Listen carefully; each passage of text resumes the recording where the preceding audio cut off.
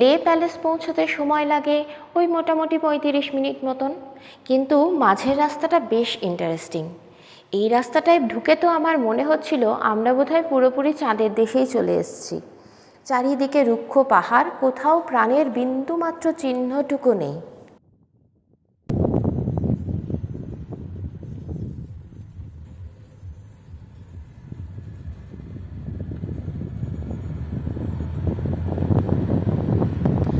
Seventeenth সেঞ্চুরিতে king Sengge নামিয়াল এই প্যালেসটা design করেছিল লাসার Potala প্যালেসকে দেখে। ভাবতে পারেন তখনকার দিনে শুধুমাত্র মাটি, পাথর আর কাঠ দিয়ে তৈরি হয়েছে 9 তলা একটা প্যালেস, যেটা আবার একটা পাহাড়ের মাথায়। এইটা হলো লে প্যালেসের এন্ট্রেন্স।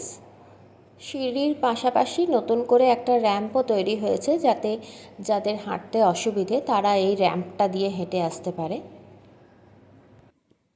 প্যালেসের ভিতর ভিডিওগ্রাফি চলে না, কিন্তু ফটোগ্রাফি অ্যালাউড। এই যে কাঠের পিলারগুলো দেখছেন, প্যালেস যারা রক্ষণাবেক্ষণ করছেন তাদের দাবি অনুযায়ী এই পিলারগুলো সেই 17 শতাব্দী থেকেই এখানে রয়েছে। এই পিলারগুলো তারা চেঞ্জ করেননি। এই হলো প্যালেসের একটা ছাদ। এখান থেকে লে শহরটাকে খুব সুন্দরভাবে দেখা যায়। প্যালেসের গা ঘেঁষে একদম নিচের দিকে যে বাড়িগুলো রয়েছে সেগুলো প্রত্যেকটাই কিন্তু প্রাচীন লে শহরের বাড়ি। এই বাড়িগুলো প্রত্যেকটাই মাটি, কাঠ এবং পাথর দিয়ে তৈরি। মানে যে সময় এই প্যালেসে রাজা থেকে রাজ্য শাসন করতেন সেই সময় থেকে এখনো পর্যন্ত এই বাড়িগুলোতে মানুষ বসবাস করে আসছেন।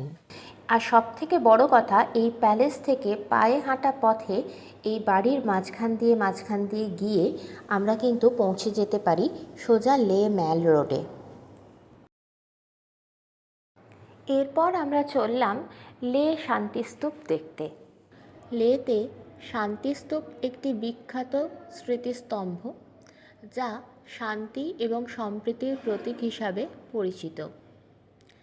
এক জাপানি বৌদ্ধ ভিক্ষুক গাইও নাকামুরা এটি তৈরি করেছিলেন এবং 14তম দলাই লামা এটিকে উদ্বোধন করেছিলেন। 1983 সালে এই শান্তিস্তূপ তৈরি হওয়া শুরু হয়েছিল এবং 1991 সাল থেকে এটি জনসাধারণের জন্য খোলা হয়েছে।